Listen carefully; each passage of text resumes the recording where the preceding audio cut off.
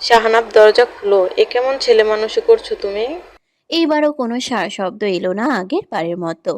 শাহানাব দেয়ালে হেলান দিয়ে বসে আছে। আকাশে জ্বলজ্বল করা চাঁদের দিকে তাকিয়ে ভারী নিঃশ্বাস ফেলল শাহানাব। দরজায় কড়া নাড়ার শব্দ জোরালো হতেই সে ধীর পায়ে এগিয়ে গেল দরজার সামনে। দরজা খুলতেই শামীমা চৌধুরী তড়িঘড়ি করে তার রুমে প্রবেশ করলো। চারদিকে অন্ধকার দেখতে পেয়ে তিনি আলো জ্বালিয়ে দিলেন। তবে রুমের অবস্থা দেখে তার চোখ কপালে। এই কি অবস্থা করেছে ঘরের!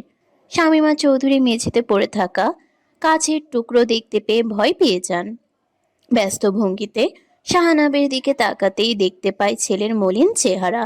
ক্লান্ত চোখে দুটো কেমন লাল হয়ে আছে। দুপুরে বাড়ি ফেরার পর কিচ্ছু মুখে তুলেনি সে। শামীমা চৌধুরী জোর করেও কিছু খাওয়াতে পারেননি তাকে। শাহানাবের বাঁ হাতের দিকে তাকিয়ে দেখেন রক্ত শুকিয়ে লেগে রয়েছে।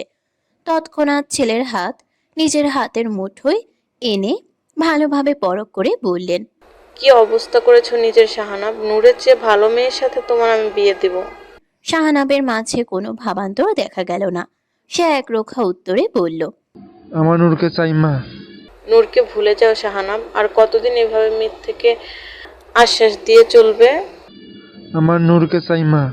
আপনি আমার ভালোবাসাকে আমার কাছে এনে দিন মা। আমি আমার সমস্ত সুখের বিনিময়ে হলেও নূরকে চাই। শামীমা চৌধুরী আশাহত দৃষ্টিতে তাকিয়ে রইলেন শাহানাবের দিকে। ছেলের সুখে থাকার আসল পত্যকে তিনি চাইলেও আনতে পারবেন না। শাহানাব মায়ের কোলে মাথা রেখে বলল, জানেন মা, আজ আমার নূরের সাথে দেখা করতে গিয়েছিলাম আদ্রিয়ানের সত্যিটা বলতে, অথচ নূর আমার সাথে কথা বলতে রাজি হয়নি মা। আগের নূর আর এখনের নূরের মাঝে অনেক পার্থক্য। নূর এখন আগের মতো নেই। এখন সে অন্য কারো বাড়ির বউ। শামীমা চৌধুরীর কথা শুনে শাহানাব চুপ করে রইল। অতঃপর ধীর কণ্ঠে বলল, আমি কি খুব খারাপ মা? তাহলে নূর আমার হলো না কেন? আদ্রিয়ান ও রুশান দুজনেই ক্লাবে এসেছে। রুশান আদ্রিয়ানকে ওয়াইনের গ্লাস এগিয়ে দিয়ে নিজেও চুমুক দিল। অতঃপর আদ্রিয়ানের দিকে তাকিয়ে বলল, শুনেছি আজ ভাবির উপরে খুব রাগ ঝেড়েছো আদ্রিয়ান ভাই। আদ্রিয়ান সবেমাত্র চুমুক বসিয়েছে গ্লাসে। রুশানের কথা শুনে আবারও কলেজের ঘটনা মনে পড়ে যাওয়ায় মেজাজ খারাপ হয়ে যায়। এক নিঃশ্বাসে পুরো গ্লাস শেষ করে ফেলে। রুশান আদ্রিয়ানের জেলাসি বুঝতে পেরে বলল, আদ্রিয়ান ভাই, তোমার কি হিংসে হচ্ছিল শাহনাব ভাবির হাত ধরায়? আদ্রিয়ান অন্যদিকে তাকিয়ে আমতা আমতা করে বলল, হিংসা হবে কেন? আমার জিনিসে কারো নজরও সহ্য হয় না আমার। তাহলে মেনেই নিয়েছো ভাবি তোমার? আদ্রিয়ান যেন নিজের কথায় নিজেই ফেঁসে গিয়েছে। সে রুশানকে এক প্রকার ধমক দিয়ে বলল, তোকে কে বললো এত মাথা কামাতে? কাজের চেয়ে মুখ বেশি চলে। রুশান আদ্রিয়ানের ধমক খেয়ে বিড়বিড় করে বলল। সত্যি বললেই সকলেরই গায়ে লাগে। আদ্রিয়ান রুশানের কথা শুনে তার দিকে চোখ ছোট ছোট করে তাকিয়ে বলে, কি বলছিস বিড়বিড় করে? না ভাই, কিছু বলিনি। রুশান এক প্রকার দৌড়ে বেরিয়ে গেল। আদ্রিয়ান রুশানে যাওয়ার পথে তাকিয়ে ছিল হেসে নিজেও বেরিয়ে গেল ক্লাব থেকে। রাতের বেশিরভাগ সময় তার ক্লাবেই কেটে যায়। তবে আজ একটু তাড়াতাড়ি বাড়ি ফিরেছে সে। সবেমাত্র রাত 9টা বাজে। নূর জানালার পাশে বসে রাতের আকাশে তারা গুনছে। পাশে অবহেলিতভাবে পড়ে আছে তার ভাঙা ফোন। একটু আগেই পায়রা ওষুধ খাইয়ে দিয়ে গিয়েছে। ফোনটাও নেই। তখন আশ্রে ভেঙে ফেলেছিল আদ্রিয়ান। টুকরো টুকরো হয়ে গিয়েছিল মুহূর্তেই। রুমের দরজা খুলে কেউ প্রবেশ করতেই নূর ওনা ঠিক করে জড়সড় হয়ে বসলো। আদ্রিয়ান নূরের দিকে এক পলক তাকিয়ে ব্যালকনিতে গিয়ে বসে। ঠান্ডার মৃদু হাওয়ায় আজ পরিবেশ বেশ শান্ত। আদ্রিয়ান আর চোখে নূরকে দেখছে। জানালা দিয়ে ঠিক করে বাতাস আসছে না। বাহিরের মনোরম পরিবেশ নূরকে মুগ্ধ করছে। নূর ব্যালকনিতে যাওয়ার জন্য পা বাড়াতেই ব্যথায় কুঁকড়ে ওঠে। আদ্রিয়ান তা লক্ষ্য করেও চুপ করে রইল। তখন ব্যথা না থাকলেও এখন কিছুটা বেড়েছে। হুট করে এক দমকা হাওয়া এসে এলোমেলো করে দিল নূরের খোপা বাঁধা চুল। মুহূর্তেই কারেন্ট চলে গেল। চারদিক নিস্তব্ধ। আদ্রিয়ান এক মনে তাকিয়ে আছে খোলা আকাশের পানে। নূর বেশ আগ্রহ নিয়ে তাকিয়ে আছে বাহিরের দিকে। এখান থেকে খুব একটা দেখা যাচ্ছে না। আদ্রিয়ান নূরের দিকে তাকিয়ে গলা পরিষ্কার করে বলল।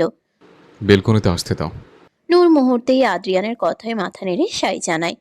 আদ্রিয়ান চেয়ার থেকে উঠে নূরের কাছে এসে তার দিকে হাত বাড়িয়ে দিতেই নূর সাদরে গ্রহণ করলো সেই প্রস্তাব।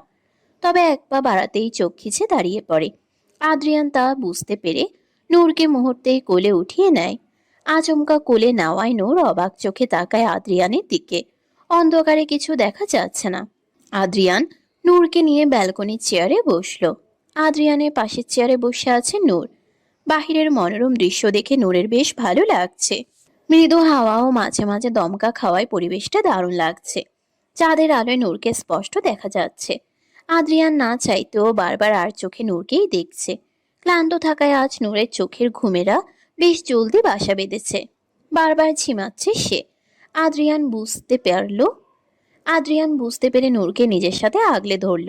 উষ্ণতা পেয়ে আদ্রিয়ানের বুকে মাথা রেখে কবে ঘুমিয়ে গিয়েছে খেয়াল নেই তার।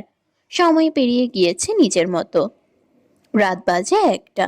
আদ্রিয়ান এখনো নূরকে নিয়ে বসে আছে ব্যালকনিতে। কিছু একটা মাথায় আসতেই সে নূরের পাশ ছেড়ে উঠে গেল। অতঃপর মলম হাতে এগিয়ে গেল নূরের কাছে। ভোরের আলো ফুটেছে সবে মাত্র। সূর্য উঠবে কিছুক্ষণ পর। ঘুম ভাঙতেই নূর পিটপিট করে তাকিয়ে দেখলো এখনো তারা ব্যালকনিতেই আছে। মাথাটা কেমন ভার হয়ে আছে নূরের। নূর আদ্রিয়ানের দিকে তাকাতেই দেখে সে গভীর ঘুমে মগ্ন। গতকাল রাতে তাড়াতাড়ি ঘুমিয়ে পড়ায় খাওয়ার সুযোগ হয়নি, তাই সকাল হতেই পেটে ইঁদুর দৌড়ানো শুরু করেছে। আদ্রিয়ানকে গভীর ঘুমে আচ্ছন্ন দেখে নূর আর তাকে জাগালো না। আস্তে আস্তে করে উঠে চলে গেল ফ্রেশ হতে। হাঁটতে গিয়ে লক্ষ্য করলো এখন আর গতকালের মতো ব্যথা নেই। ফ্রেশ হয়ে এসে এসে নিচে চলে গেল রান্নাঘরে। খিদে পেয়েছে ভীষণ। এখনো কেউ ঘুম থেকে উঠেনি। নূর 1 কাপ চাও 2টো পাউরুটি নিয়ে খেয়ে নিল। আজ কলেজে পরীক্ষা আছে। নূর তাড়াতাড়ি করে আলু পরোটা ও চা বসিয়ে দিল। সকাল 9টা থেকে পরীক্ষা, তাই আগে আগে বেরোতে হবে। রাহেলা সাহা রান্নাঘরে এসে দেখলো নূর চা বসিয়েছে, তাই আর কিছু না বলে দুপুরে রান্নার জন্য সবজি নিয়ে নিলেন। আজকাল সুরাইয়া সাহার শরীর ভালো যাচ্ছে না, তাই ডাক্তার তাকে কিছুদিন রেস্ট নিতে বলেছেন। নূর 2টো পরোটা ও চা নিয়ে সুরাইয়া সাহার ঘরে গেল। সুরাইয়া সাহা টিভিতে খবর শুনছিলেন। নূর তাকে নাস্তায় গিয়ে দিতেই তিনি বললেন, দেখি এখানে বসো। সুরাইয়া সাহার কথা শুনে নূর তার সামনে এসে বসলো। তিনি নূরের জামার হাত উপরে উঠিয়ে মারের দাগ দেখে বললেন, কেন কথা শুনো না বলো তো ছেলেটার? কেমন করে মারলো? নূর সুরাইয়া সাহার কথা শুনে মলিন হেসে বলল। এখানে আমার দোষ ছিল না দাদিজান। আমি নূরের কথা শেষ হওয়ার আগেই সুরাইয়া সাহা নূরের মাথায় হাত রেখে বলেন, মারে, পৃথিবীর কোনো স্বামী চাইবে না তার স্ত্রীকে কোনো পর পুরুষ স্পর্শ করুক। আমি সবটা শুনেছি আদ্রিয়ানের কাছ থেকে। কাল রাতে যখন তুমি ঘুমাচ্ছিলে তখন আদ্রিয়ান আমার কাছে এসেছিল তোমার জন্য ব্যথা মালিশের তেল নিতে। তখন সবটা খুলে বলেছিল আমাকে। নূর সুরাইয়া সাহার কথা শুনে অবাক হয়। আদ্রিয়ান তার জন্য ওনার কাছে এসেছিল? সুরাইয়া সাহা নূরের দিকে তাকিয়ে বললেন, আদ্রিয়ান তোমাকে আগেও নিষেধ করেছিল শাহনাবের সাথে কথা না বলতে। গতকাল তুমি শাহনাবের সাথে কথা বলতে রাজি না হতে, তাহলে শাহনাব কখনো তোমায় স্পর্শ করার সুযোগ পেত না। পুরুষ মানুষ সব সহ্য করতে পারলেও নিজের স্ত্রীকে অন্য কারোর সাথে কখনো সহ্য করবে না। নূর সুরাইয়া সাহার কথা শুনে মাথা নিচু করে মনে মনে বলে, সত্যি তো, কাল যদি আমি শাহনাব ভাইয়ের কথা শুনতে রাজি না হতাম তাহলে তো এত কিছু হতো না। নূরকে চুপ করে থাকতে দেখে সুরাইয়া সাহা নূরের হাত নিজের হাতের মুঠোয় নিয়ে বলে, বাপ ছাড়া বড় হয়েছে তো, তাই একটু ছন্নছাড়া স্বভাবের। চোখের সামনে বাবার মৃত্যু দেখার পর কথা বলা ভুলে গিয়েছিল একদম। কত ডাক্তার দেখিয়েছি এই ছেলের জন্য। প্রায় 1 বছর পর স্বাভাবিক জীবনে ফিরে আসে আদ্রিয়ান।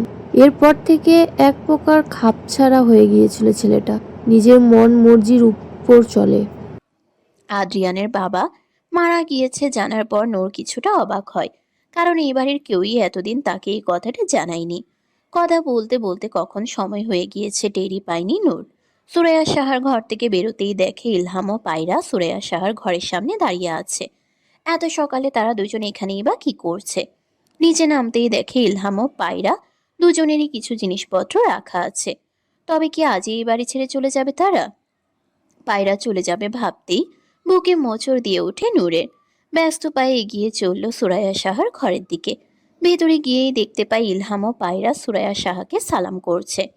ইলহাম মলিন কণ্ঠে বলল, আমরা চলে যাচ্ছি আম্মা। এখন আর আমার স্ত্রীকে নিয়ে এ বাড়িতে কোনো ঝামেলা হবে না। এক ছেলেকে হারানোর পর আরেক ছেলেও চলে যাচ্ছে তাকে ছেড়ে। আলাদা ঘর, আলাদা সংসার গড়ে তুলেছে। সুরাইয়া শাহ ইলহামকে জড়িয়ে ধরে কাঁদতে কাঁদতে বললেন, আমার কথায় রাগ করে চলে যাচ্ছ আব্বা?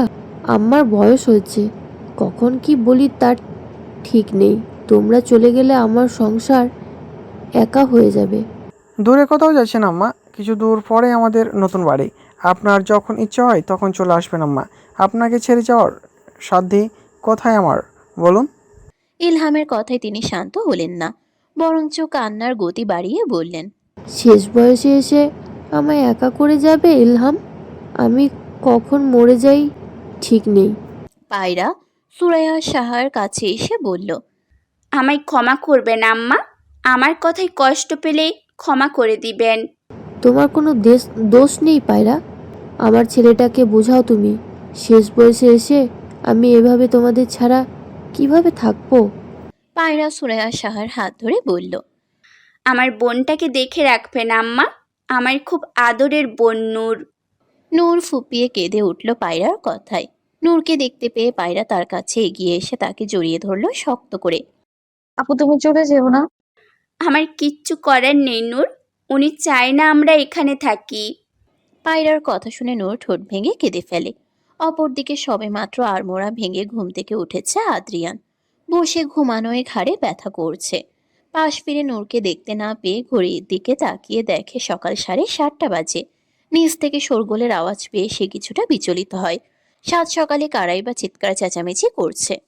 কি হয়েছে দেখার জন্য নিচে নামতেই দেখে ইলহাম ও পায়রা দাঁড়িয়ে আছে তাদের ব্যাগপত্র নিয়ে। আদ্রিয়ানের দু চোখ খুঁজে বেড়াচ্ছে নূরকে। এই সময় নূর কোথায় গেল?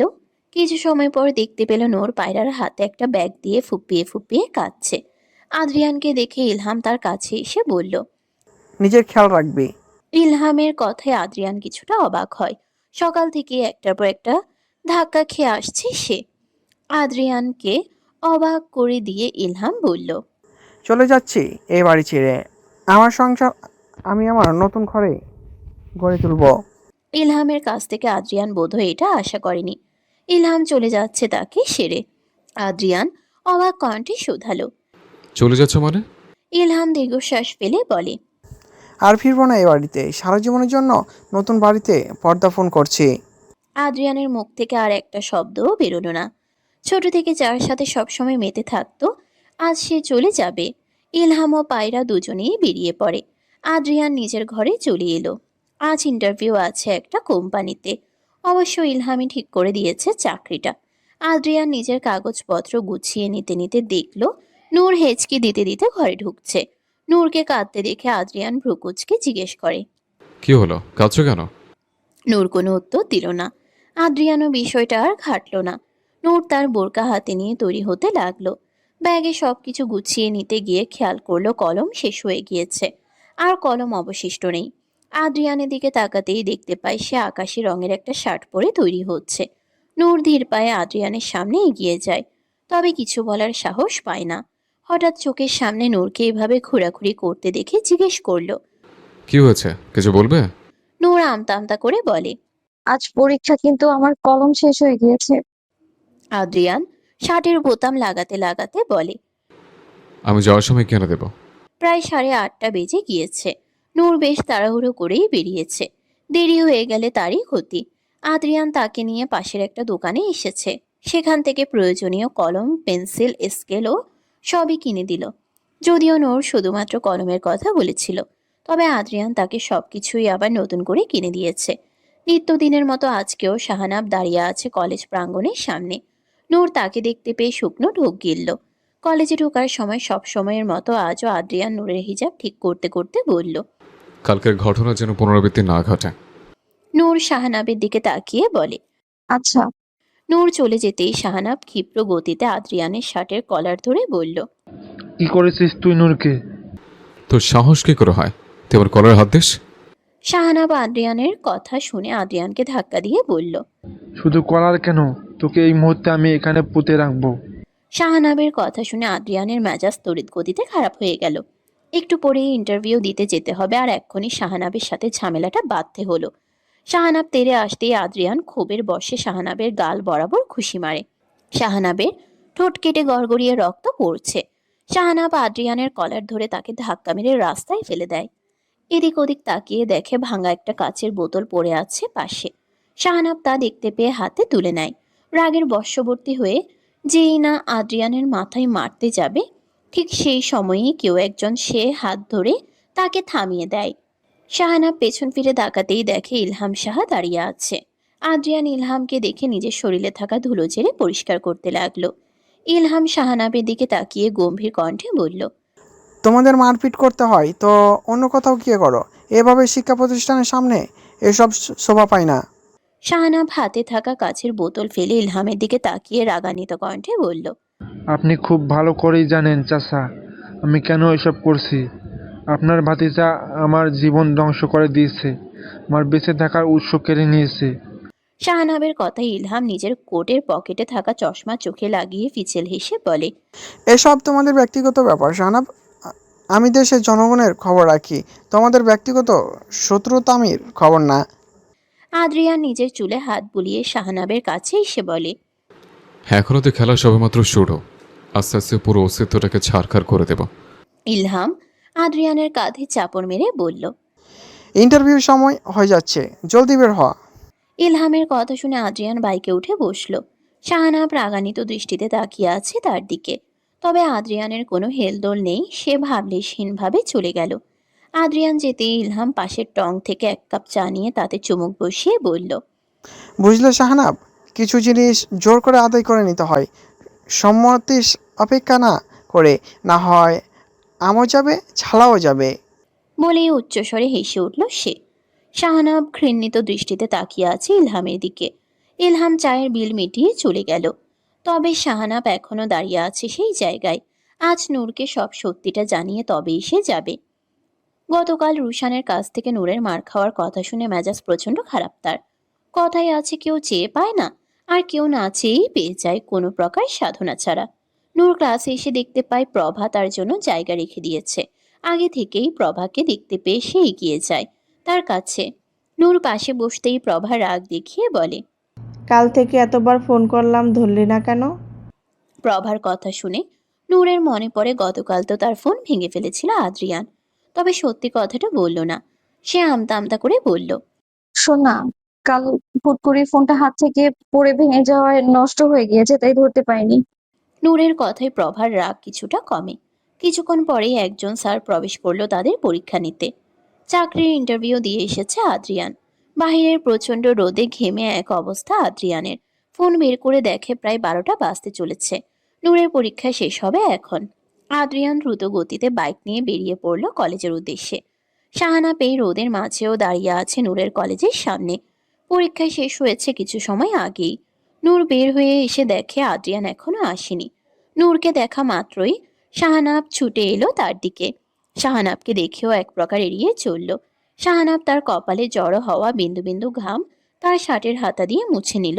নূরকে অন্যদিকে তাকিয়ে থাকতে দেখে শাহানাব বলল, নূর আমার সাথে কথা বলবে না।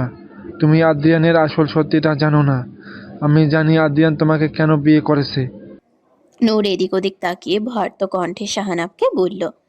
আপনি চলে যান শাহনাব ভাই, আমি আপনার সাথে কোনো কথা বলতে চাই না। নূরের মুখ থেকে এমন কথা শুনে শাহানাব বাকরুদ্ধ। সে নূরের সামনে দাঁড়িয়ে বলল, তুমি বুঝতে পারছো না নূর, তুমি অনেক বড় ভুল করছো। আমি জানি গতকাল আদ্রিয়ান তোমাকে মেরেছে আমার সাথে কথা বলায়, তাই তুমি ভয় পাচ্ছ।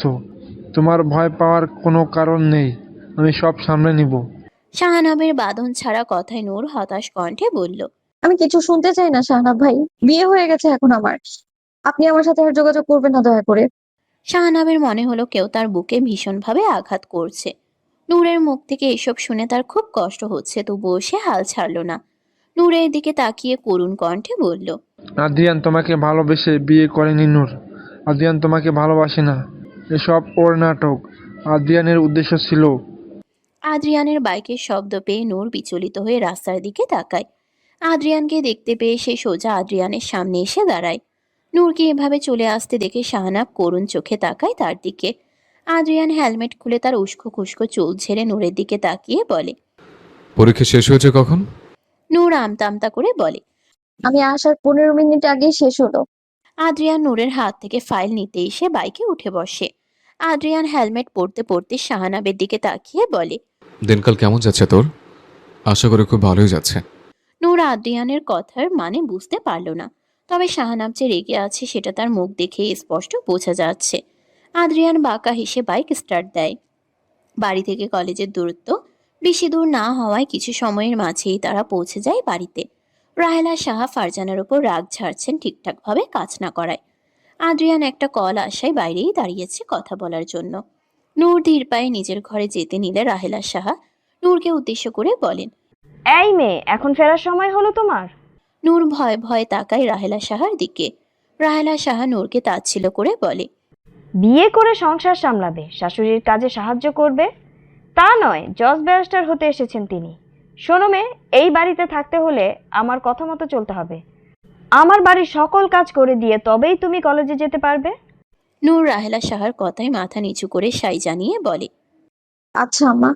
অন্যান্য বাড়ির বউরাও লেখাপড়া করে সংসার চালায়, এমন ভাব করছে যেন তিনিই একমাত্র লেখাপড়া করছেন। আমি বাপু বুঝি না, মেয়েদের বিয়ের পর এত পড়াশোনার দরকার কি? আদ্রিয়ান বাইক রেখে ঘরে ঢুকতেই শুনতে পায় নূরকে বলা রাহেলা সাহার কথা। নূর মাথা নিচু করে দাঁড়িয়ে আছে। পেছনে কারোর অস্তিত্ব টের পেতেই থেমে যান রাহেলা সাহা। তিনি ফারজানাকে তাড়া দিয়ে বললেন। ভালো করে ঘর মুছ তুই, কাজের বেলায় কোনো দায়িত্ব জ্ঞান নেই। আদ্রিয়ান রাহেলা সাহার কাছে এসে বলল। নূর আমার স্ত্রী মা, নূরের সাথে আপনি এমন ব্যবহার করতে পারেন না। আদ্রিয়ানের কথায় রাহেলা সাহা আমতা আমতা করে বললেন। কাজ না করলে কি আমি কিছুই বলবো না? একটা কাজও ঠিক করে করে না, কিছুই পারে না। আদ্রিয়ান দীর্ঘশ্বাস ফেলে বলল। আমার স্ত্রীকে আমি যা খুশি বলবো, কিন্তু আমি ছাড়া অন্য কেউ যদি নূরের সাথে খারাপ ব্যবহার করে তাহলে আমি তাকে ছেড়ে কথা বলবো না। রাহেলা সাহা নির্বাক চাহনিতে তাকিয়ে রইলেন আদ্রিয়ানের দিকে। এতদিন ধরে তিনি আদ্রিয়ানকে নূরের কোনো ব্যাপারে কথা বলতে দেখেননি, তবে আজ কেন হঠাৎ নূরের পক্ষ নিচ্ছে সে? নূর পাশে দাঁড়িয়ে সবটা শুনছিল। হঠাৎ আদ্রিয়ান তার পক্ষ নেওয়ায় সে যেন আকাশ থেকে পড়ল। নূরের অস্তিত্ব যেন আদ্রিয়ানের অন্য এক রূপে দেখা পেল। ফারজানা ঠোঁট টিপে হাসতেই রাহেলা সাহার প্রচণ্ড রাগ উঠে গেল। তিনি ফারজানাকে ধমক দিয়ে বললেন। তুই কাজ কর ঠিক করে, না হয় আজকেই তোকে চাকরি থেকে ছাঁটাই করব আমি। আদ্রিয়ান নূরের দিকে তাকিয়ে বলল। এখানে দাঁড়িয়ে আছো কেন, ঘরে না গিয়ে? নূর আদ্রিয়ানের কথা শুনে দ্রুত উপরে উঠে গেল। নূর যেতেই আদ্রিয়ানও তার পিছু পিছু চলতে শুরু করলো। তারা দুজনে চলে যেতেই রাহেলা সাহা ধপাস করে বসে পড়লেন সোফায়। ফারজানা ব্যঙ্গাত্ম স্বরে বলল। বড় চাচি, আদ্রিয়ান ভাই বোধহয় ভাবিকে ভালোবাসতে শুরু করেছে। আপনিই তো বলেছিলেন পুরুষ মানুষ ভালোবাসলে তবেই বউয়ের পক্ষ নেয়। এবার মনে হয় ভাবির কপাল খুলেছে। ফারজানার কথা শুনে রাহেলা সাহা সোফায় থাকা কুশন তার দিকে ছুঁড়ে ফেলে বলল। দূর হ মুখ পুরি, কাল থেকে তুই কাজে আসবি না। ফারজানা রাহেলা সাহার কথা শুনে মুখ বাঁকিয়ে বলল। কারো ওপর রাগ ঝাড়তে না পেরে আমার ওপর মেটাচ্ছ? পাপ তার বাপকেও ছাড়ে না, বুঝলে? ফারজানা বরাবরই বাচাল প্রকৃতির, তাই রাহেলা সাহা কথা বাড়ালেন না। যত কথা বাড়াবেন ততই কথা পেঁচাবে এই মেয়ে। নূর গোসল সেরে রান্নাঘরে নিচে আসতেই দেখতে পায় রাহেলা সাহা বসে আছেন সোফায়। নূর তাকে দেখে ভয় ভয় রান্নাঘরে ঢুকলো। নূরকে রান্নাঘরে যেতে দেখেই তিনি নূরকে ডেকে বলেন। নূর, এখানে এসো। রাহেলা সাহার কণ্ঠস্বর শুনতে পেয়ে নূর হাতের প্লেট রেখে তার সামনে গিয়ে দাঁড়ায়। নূরকে আসতে দেখে তিনি বলেন। আদ্রিয়ানের খাবার দিয়ে আমার ঘরে এসো। নূর সাই জানিয়ে বলে। আসছি আম্মা। নূর তাড়াতাড়ি করে আদ্রিয়ানের জন্য খাবার নিয়ে উপরে চলে গেল। আদ্রিয়ান ফ্রেশ হয়ে এসে দেখে নূর তার জন্য ভাতের প্লেট রেখে চলে যাচ্ছে। আদ্রিয়ান ভেবেছিল নূর হয়তো তার জন্য খাবার আনতে গিয়েছে। আজ প্রচণ্ড রোদে মাথা ধরেছে কিছুটা। নূর রাহেলা সাহার ঘরে যেতেই দেখতে পান তিনি বিছানায় বসে আছেন। নূর সামনে এসে বলল। আম্মা ডেকেছেন? রাহেলা শাহ নূরের হাতে ঘর মোছার কাপড় দিয়ে বলল। ঘরটা নোংরা হয়ে আছে, মুছে কাপড়গুলো ধুয়ে দাও। আমার কোমরের ব্যথাটা ভীষণ বেড়েছে। নূর রাহেলা শাহর ব্যথার কথা শুনে শুষ্ক হেসে বলল। সমস্যা নেই আম্মা, আমি করে দিচ্ছি। নূর কোমরে ওড়না বেঁধে ঘর মুছে দিয়ে উঠতেই রাহেলা শাহ বলেন। ওই দিকটায় তোমার পায়ের ছাপ পড়েছে, আবার মুছে দাও। নূর রাহেলা শাহর কথা শুনে তার দেখিয়ে দেওয়া জায়গায় আবার মুছে দিয়ে উঠতেই তিনি আবার বলে ওঠেন। এই দিকে ময়লা পরিষ্কার হয়নি ভালো করে। নূর তাকিয়ে দেখে সেখানে কোনো ময়লা নেই, জায়গাটা একদম পরিষ্কার। পরিষ্কার দেখে নূর রাহেলা সাহার দিকে তাকিয়ে বলল, আম্মা, এদিকে তো পরিষ্কার আছে তাহলে। পরিষ্কার হলে কি আমি মুছতে বলতাম? সারাদিন কলেজের নাম করে দিন কাটিয়ে এসে এখন কাজের বেলায় যত বাহানা। রাহেলা সাহার মুখে কটূক্তি শুনে নূর মাথা নিচু করে নিল। আবারও সেই জায়গা পরিষ্কার করে দিতেই রাহেলা সাহা তাকে নতুন করে ঘর ঝাড়ু দিতে বললেন। এভাবে বারবার একই জায়গায় মুছতে বলায় তার কোমরে ব্যথা ধরে গিয়েছে। ঘর ঝাড়ু দিতেই তিনি নূরকে বললেন, কাপড়গুলো ধুয়ে দাও। নূর বাথরুমে যেতেই দেখতে পায় কম করে হলেও 20টা শাড়ি ভেজানো রয়েছে। এতক্ষণ ঘর মোছার পর এগুলো ধুতে হবে ভেবেই কান্না আসছে তার। নূরকে দাঁড়িয়ে থাকতে দেখে তিনি বললেন, কি হলো, দাঁড়িয়ে আছো কেন? যাও, সব ধুয়ে ফেলো। নূর তার কথা শুনে বাথরুমে গিয়ে একটা একটা করে শাড়ি পরিষ্কার করতে শুরু করে। দুটো শাড়ি পরিষ্কার করতেই তিনি আবার প্রথম শাড়িটি দেখিয়ে দিয়ে বললেন, ঠিকভাবে পরিষ্কার হচ্ছে না, সাবান দিয়ে ঘষে ঘষে পরিষ্কার করো। নূর রাহেলা সাহার কথা শুনে বলল। আপনার সামনেই তো পরিষ্কার করলাম, তখন তো কিছু বলেননি। রাহেলা সাহা হাতে থাকা ভেজা শাড়ি নূরের পায়ের সামনে ফেলে বলল, ঠিক করে পরিষ্কার করো, না পারলে নাচতে নাচতে আসার কি প্রয়োজন ছিল? একটা কাজও ঠিক করে করতে পারো না। আপনি যেভাবে বলেছেন আমি তো সেভাবেই করছি। নূরের কথায় তিনি ঝাঁঝালো স্বরে বললেন। ঠিকভাবে করো, ময়লা যায়নি এখনো। নূর চুলে খোপা বেঁধে আবারও কাপড় ধুতে লাগলো। প্রায় 2 ঘন্টা পর সে মুক্ত হলো এখান থেকে। সবগুলো শাড়ি বালতিতে ভরে নিয়ে ব্যালকনিতে গিয়ে মেলে দেয়। বালতি বাথরুমে রেখে নূর চলে যেতে নিলে রাহেলা সাহা বলেন, 1 কাপ চা নিয়ে এসো আমার জন্য। আনছি। 3 পিসের অর্ধেকটা অংশ ভিজে গিয়েছে নূরের।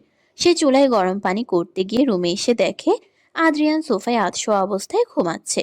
নূর সেদিকে তাকিয়ে দীর্ঘশ্বাস ফেলে আলমারি থেকে আরেকটা 3 পিস নিয়ে বাথরুমে যায় কাপড় বদলাতে। কাপড় বদলে মুখ ধুয়ে বেরিয়ে আসতে গেলে দেখতে পায় আদ্রিয়ান সোজা হয়ে বসে তার দিকেই তাকিয়ে আছে।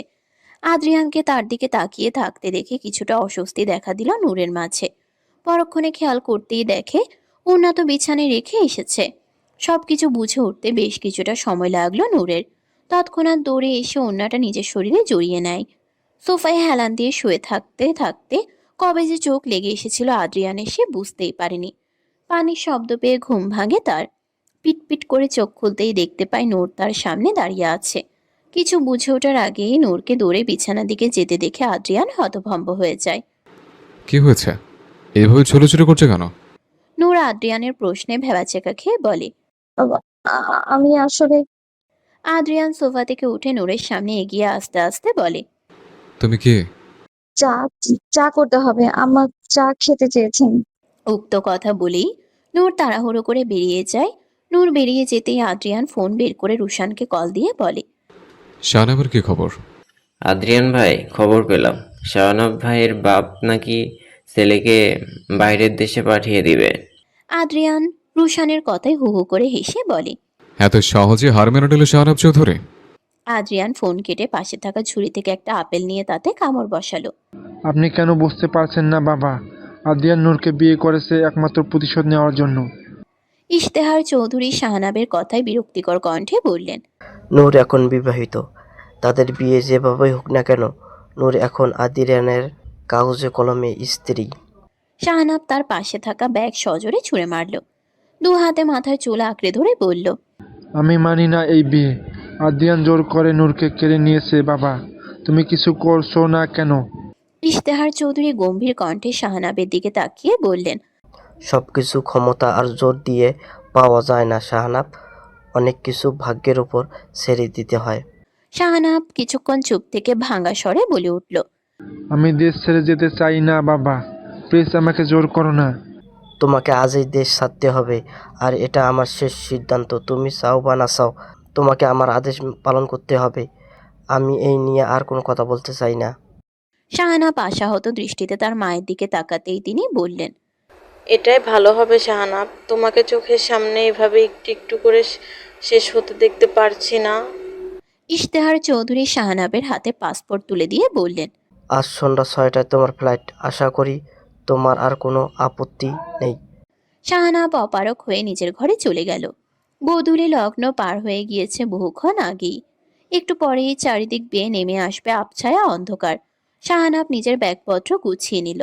তার বাবার কথাও কোনো অংশে মিথ্যে নয়। অত শত না ভেবে সে ব্যাগপত্র গুছিয়ে শামীমা চৌধুরীর ঘরে এলো।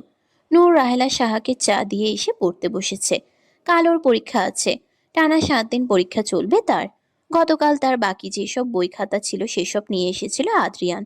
এই কয়দিনে পড়াশোনা থেকে ভীষণ পিছিয়ে গিয়েছে সে। আদ্রিয়ান ইলহামের সাথে ফোনে কথা বলছিল চাকরির বিষয়ে। চাকরিটা হয়ে গিয়েছে। নূর গুরুত্বপূর্ণ বিষয়গুলো খাতায় লিখে রাখছিল। ঠিক তখনই বাইরে শোরগোলের শব্দ শুনতে পেয়ে সে কিছুটা অবাক হয়। আদ্রিয়ানের দিকে তাকাতেই দেখতে পায় সেও বিচলিত এই নিয়ে। কি হয়েছে দেখার জন্য নিচে যেতেই দেখতে পায় গেটের বাইরে থেকে আওয়াজ আসছে। বাইরে আসতেই নূর হতভম্ব হয়ে যায়। শাহানাব দারোয়ানের সাথে ঝগড়া করছে। নূরকে দেখতে পাওয়া মাত্রই শাহানাব তার কাছে ছুটে আসতে নিলে দারোয়ান তাকে থামিয়ে দেয়। এতে শাহানাব তাকে ধাক্কা মেরে নূরের কাছে ছুটে আসে। দারোয়ান তাকে আবারও আটকাতে গেলে পাশ থেকে আদ্রিয়ান ইশারায় তাকে চলে যেতে বলে। শাহানাবকে হঠাৎ এখানে দেখে নূর অবাক কণ্ঠে বলে। আপনি এখানে কি করছেন শাহনাব ভাই? শাহানাব প্রায় হাঁপাতে হাঁপাতে বলল, আমি চলে যাচ্ছি নূর। কোথায় যাচ্ছেন? এই দেশ ছেড়ে চলে যাচ্ছি।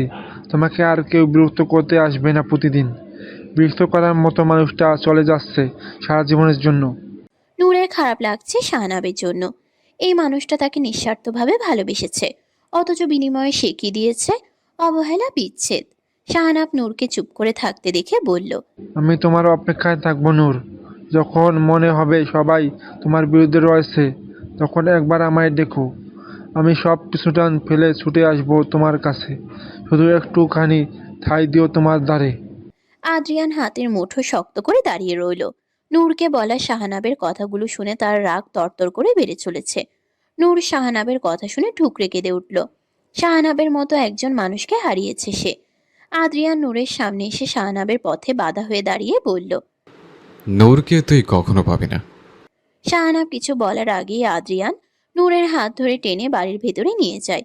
এভাবে টেনে নিয়ে যাওয়ায় সে টাল সামলাতে না পেরে হোঁচট খেয়ে পড়ে। আদ্রিয়ান সেদিকে খেয়াল না করে নূরকে রাগান্বিত স্বরে বলল। শরীরে কি হাটের মতো শক্তিটুকু নেই তোমার? আদ্রিয়ানের ধমকে নূর উঠে দাঁড়ালো। আদ্রিয়ান নিজের ঘরে যেতে যেতে বলল, এই মেয়ের চরিত্রের সমস্যা আছে আমি আগেই বুঝতে পেরেছিলাম। ছি, শেষ পর্যন্ত কিনা বাড়িতে পরপুরুষ ঢোকালো। রাহেলা সাহা নূরকে ধিক্কার জানিয়ে উক্ত কথাগুলো বললেন। নূর উপরে ওঠার সময় রাহেলা সাহার কথা শুনে থমকে যায়। বাড়িয়ে দেওয়া পা সামনে না এগিয়ে আবারও পেছন ফিরে রাহেলা সাহার সামনে গিয়ে দাঁড়ায় সে। রাহেলা সাহা নূরকে তার সামনে দাঁড়িয়ে থাকতে দেখে ভ্রুকুচকে জিজ্ঞেস করে, কি হলো, এখানে এসেছো কেন? নূর রাহেলা সাহার প্রশ্নে কঠোর স্বরে উত্তর দিয়ে বলে, আম্মা, আপনি খুব ভালো করেই জানেন এখানে আমার কোনো দোষ নেই, বরং শাহনাব ভাই যে এখানে আসবে সেটা তো আমিও জানতাম না। তাহলে আপনি আমার চরিত্রে বিনা দোষে কেন দাগ লাগাতে চাইছেন? নূরের তীক্ষ্ণ যুক্তিতে রাহেলা সাহা কটমট করে তাকিয়ে বলে, একদম গলা উঁচু করে কথা বলতে আসবে না আমার সাথে। তুমি ভুলে যাচ্ছ তুমি কার সামনে দাঁড়িয়ে এইভাবে কথা বলছো? আমিও এখন এই পরিবারের অংশ আম্মা। আমি সব সহ্য করলেও আমার চরিত্রে যদি কেউ আঙুল তোলে তাহলে সেটা আমি সহ্য করব না। তোমার চরিত্র কেমন আমার জানা আছে, তোমাকে আর কষ্ট করে শিখিয়ে দিতে হবে না। নূরকে রুমে আসতে না দেখে আদ্রিয়ান বিরক্ত হয়ে নিচে নেমে আসতেই দেখে রাহেলা সাহা ও নূর দুজনের মাঝে কথা কাটাকাটি হচ্ছে। আদ্রিয়ানকে নিচে নেমে আসতে দেখে রাহেলা সাহা তার সামনে এসে বলেন, দেখো আদ্রিয়ান, নূর আমার সাথে কেমন ব্যবহার করছে। আদ্রিয়ান নূরের দিকে তাকাতেই দেখে সে রাগে ফুঁসছে। তাই সে রাহেলা সাহার দিকে তাকিয়ে জিজ্ঞেস করলো, কি হয়েছে মা? এত চিৎকার চেঁচামেচি কিসের? একটু আগেও তো সব ঠিক হয়েছিল। তোমার স্ত্রী আমার সাথে যা নয় তাই ব্যবহার করছে। রাহেলা সাহার কথা শুনে আদ্রিয়ান নূরের কাছে এসে জিজ্ঞেস করে, মা এসব কি বলছে? কি হয়েছে খুলে বলো। আদ্রিয়ানের প্রশ্নের জবাবে নূর চিৎকার করে বলল, শাহনাব ভাই যে এখানে আসবে তা আমি কি জানতাম? আমি তো পুরোটা সময় রুমেই ছিলাম আপনার সামনে। তাহলে আপনার মা কেন আমার চরিত্রে দাগ লাগাতে চাইছে? আমার চরিত্রে নাকি সমস্যা আছে? আদ্রিয়ান এই প্রথম নূরকে এভাবে রেগে কথা বলতে দেখল। রাহেলা সাহা নূরকে আদ্রিয়ানের সাথে এভাবে কথা বলতে দেখে দাঁতে দাঁত পিষে বলে, দেখো আদ্রিয়ান, ওর কথা বলার ধরন দেখো, যেন শরীরে তেজ এসেছে। নূর রাহেলা সাহার কাছে এসে রেগে বলল, আপনি আমার চরিত্র নিয়ে কথা বলার পরেও কিভাবে আশা করেন যে আমি আপনার কথা শুনে চুপ করে থাকবো? পরিস্থিতি বিগড়ে যাচ্ছে বুঝতে পেরে আদ্রিয়ান নূরের হাত ধরে তাকে কিছুটা দূরে সরিয়ে বলে, তুমি রুমে যাও, আমি দেখছি। নূর আদ্রিয়ানের কথায় গজগজ করতে করতে বলে। আমার বেলায় যত মারধর ধমক উপচে পড়ে, আর এখন মুখে জবাব নেই আপনার? নূর বিড়বিড় করতে করতে উপরে উঠে যায়। রাহেলা সাহা আদ্রিয়ানের কাছে আসতেই সে কড়া গলায় বলে, মা, আপনি নূরের চরিত্র নিয়ে কথা উঠালেন কেন? এখানে নূরের কোনো দোষ ছিল না। শাহনাব জোর করে এসেছিল এখানে। আপনাকে আমি সকালে বলে দিয়েছিলাম নূরের সাথে যেন আপনি কোনো প্রকার বাজে ব্যবহার না করেন। তাহলে কেন এসব করছেন? রাহেলা সাহা আদ্রিয়ানের কথা শুনে কণ্ঠে ন্যাকা সুর ফুটিয়ে তুলে বলল, এই মেয়ে কেমন তুমি এখনো বুঝতে পারছো না আদ্রিয়ান? নাকি দড়ি দিয়ে ঘোরাবে তোমাকে? এই আমি বলে রাখলাম। আদ্রিয়ান অন্য সবার মতো নয় যে নাকে দড়ি দিয়ে ঘোরাবে। আপনি নিজের ঘরে যান। আদ্রিয়ানের কাছ থেকে কোনো প্রকার আশা অনুরূপ উত্তর না পেয়ে তিনি নিজের ঘরে চলে যান। আবছায়া অন্ধকার, চারদিকে শীতল হয়ে আছে। মিটিমিটি তারা জ্বলছে আকাশের পানে। জোনাকি পোকাদের ছিটেফোঁটা আলোয় বাহিরের পরিবেশ সৌন্দর্যে মেতে উঠেছে। ঘড়ির কাঁটার ঠক ঠক শব্দ জোরালো হলো অন্ধকার ঘরে। সন্ধ্যা নেমে অন্ধকার হওয়া সত্ত্বেও বাতি জ্বালানো না আজ। আদ্রিয়ান দরজা খুলে ভেতরে ঢুকতেই দেখতে পায় ঘন অন্ধকার ছেয়ে আছে পুরো ঘর। হাতড়ে ঘরের লাইট জ্বালাতেই দেখতে পায় নূর আধশোয়া অবস্থায় হেলান দিয়ে বসে আছে বিছানার এক কোণে। লাইটের আলো চোখে পড়তেই কুঁচকে আসে চোখের পাতা। আদ্রিয়ান একটা সিগারেট ধরিয়ে খাটে উঠে বসে। আদ্রিয়ানের অস্তিত্ব টের পাওয়া সত্ত্বেও সে চোখ খুলে তাকালো না। কাঁপুনি দিয়ে জ্বর আসলো নূরের। জ্বরের তাড়নায় শরীর অসাড় হয়ে আসছে। তখন অতগুলো শাড়ি ধোয়ার কারণে জ্বর দেখা দিয়েছে, তবে কারো কাছে খুলে বলল না সে। সিগারেটের ধোঁয়া নাকে এসে ঠেকলো নূরের। সে বিরক্তিকর কণ্ঠে বলল, আপনার সিগারেটের ধোঁয়া এখানে আসছে, আমি শ্বাস নিতে পারছি না। আদ্রিয়ান ভাবলেশহীনভাবে উত্তর দিল, তোমার জন্য কি আমি সিগারেট খাবো না নাকি? বেলকনিতে গিয়ে খান। এটা আমার ঘর। আমার যেখানে ইচ্ছে আমি সেখানে বসে খাবো। নূর কথা বাড়ালো না আদ্রিয়ানের সাথে। এই মুহূর্তে কথা বলার মতো শক্তিটুকুও নেই তার। আবারও সিগারেটের ধোঁয়া নাকে এসে ঠেকলো তার। গন্ধ সইতে না পেরে নূর তার এক হাত দিয়ে নাক চেপে ধরল। আদ্রিয়ান নূরের অবস্থা দেখে হাতে থাকা সিগারেট ব্যালকনিতে গিয়ে ফেলে দিল। সিগারেট ফেলে আবারও বিছানায় এসে বসতেই দেখতে পায় নূর কাশছে। এক পর্যায়ে শরীর গুলিয়ে আসতেই হুট করে মুখ চেপে ধরে খাট থেকে নামতে যাবে, সেই মুহূর্তেই আর আটকে রাখতে না পেরে গড়গড় করে বমি করে দেয়। আচমকা এসব হওয়ায় আদ্রিয়ান নিজেও ভ্যাবাচ্যাকা খেয়ে যায়। নূর একবার বমির দিকে তাকিয়ে আরেকবার আদ্রিয়ানের দিকে তাকায়। অতঃপর করুণ কণ্ঠে বলল, আসলে আমি বুঝতে পারিনি, আমি বাথরুমের দিকে যাচ্ছিলাম, কিন্তু তার আগেই আবারও একই ভঙ্গিতে মুখ চেপে বাথরুমের দিকে দৌড়ে গেল নূর। আদ্রিয়ান তাড়াতাড়ি করে নেমে নূরের কাছে আসতেই দেখতে পায় পুরো বাথরুম ভরিয়ে ফেলেছে। নূর দুর্বল শরীরে দাঁড়িয়ে আছে, বিন্দু মাত্র শক্তি নেই এসব পরিষ্কার করার। হঠাৎ সবকিছু কালচে ঝাপসা হতে শুরু করে চোখের সামনে। আদ্রিয়ান দ্রুত নূরের এক হাত ধরে তাকে বাহুবন্ধনে আবদ্ধ করে নেয়। নূর এখন হাঁটতে পারবে না বুঝতে পেরে কোলে করে বিছানায় শুয়ে দেয় তাকে। নূরের শরীর জ্বরে পুড়ে যাচ্ছে। আদ্রিয়ান ড্রয়ার থেকে থার্মোমিটার নিয়ে নূরের মুখে দেয়। এটা মুখে নিয়ে চুপচাপ শুয়ে থাকো। নূর চোখ বন্ধ করে শুয়ে আছে। আদ্রিয়ান নাক চেপে ধরে বিছানার পাশে তাকালো, যেখানে নূর বমি করেছে। এখন এসব তাকেই পরিষ্কার করতে হবে। রাহেলা সাহাকে ডাকলে তিনি আসবেন বলে মনে হয় না আদ্রিয়ানের। আর কোনো উপায় না পেয়ে বাথরুমে থাকা ছোট বালতিতে পানি ও ময়লা কাপড় নিয়ে ওই জায়গাটা পরিষ্কার করতে যাওয়ার পর আদ্রিয়ান নিজেই বমি করে দিবে এমন একটা ভাব। কে দিনকাল পড়লো আদ্রিয়ান চা, এখন বমিও পরিষ্কার করতে হচ্ছে? আদ্রিয়ান বিড়বিড় করে উঠে পড়ে। কি করবে বুঝতে না পেরে সে মাস্ক পরে বমির জায়গাটা পরিষ্কার করে তারপর বাথরুম পরিষ্কার করতে উদ্যত হয়। আদ্রিয়ানকে এভাবে বাথরুমে যেতে দেখে নূর বলে ওঠে, আপনাকে এসব করতে হবে না, আমি পরিষ্কার করে দিচ্ছি। মাত্র পরিষ্কার করে এসেছে সে, এখন যদি আবার বমি করে দেয় এই ভয়ে আদ্রিয়ান জোর গলায় বলল, আমি করে দিচ্ছি, তুমি নিচের জায়গায় শুয়ে থাকো। আদ্রিয়ানের কথা শুনে নূর আর এগোলো না, আবারও শুয়ে পড়ল বিছানায়। আদ্রিয়ান চোখ বন্ধ করে বাথরুম পরিষ্কার করে এসেছে। জীবনে প্রথমবার এসব করার পর তার অভিজ্ঞতা ভয়াবহ। শরীর গুলিয়ে উঠছে তার। পরনের শার্ট বদলে একটা গেঞ্জি পরে হাত মুখ ধুয়ে নূরের পাশে এসে বসে। থার্মোমিটার হাতে নিয়ে দেখতে পায় প্রায় 104 ডিগ্রি জ্বর। হঠাৎ এত জ্বর কিভাবে আসলো বুঝতে পারছে না সে। আপাতত কিছু একটা না করলে অবস্থা বিগড়ে যেতে পারে, তাই সে দ্রুত ডাক্তারকে ফোন করলো। তাদের পারিবারিক ডাক্তার খন্দকার সাহেব মিনিট 10 মাঝেই উপস্থিত হলো।